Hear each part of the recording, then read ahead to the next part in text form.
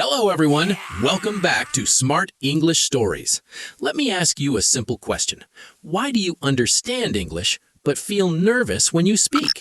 Think about it. You know words, you know grammar, but when it's time to speak, your mind goes blank.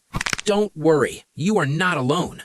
This is not a language problem. This is a confidence problem. And today, I will show you how to fix it step by step. First, understand this. Confidence does not come before speaking.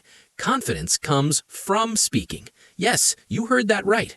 Many learners think, I will speak when I feel confident. But the truth is, you feel confident after you speak again and again. So what should you do daily? Step 1. Speak for 5 minutes every day. Not 1 hour, not 30 minutes, just 5 minutes. Talk to yourself in English. Talk about your day. Talk about what you see around you. Example, I am sitting in my room. I see a table. I feel a little tired today. Simple, easy, powerful. Step 2, use the mirror technique. Stand in front of a mirror, look into your own eyes, and speak. At first, it will feel strange, but this builds self-awareness and confidence. Your brain starts thinking, I can do this.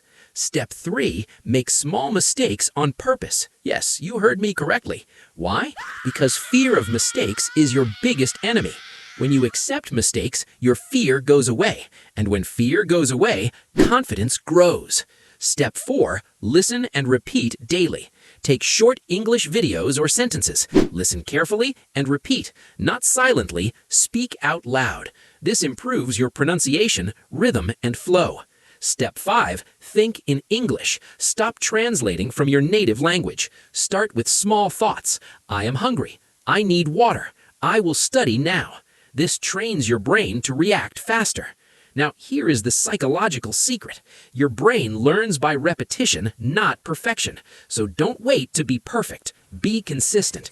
Even if you speak broken English, speak daily, because broken English today becomes fluent English tomorrow.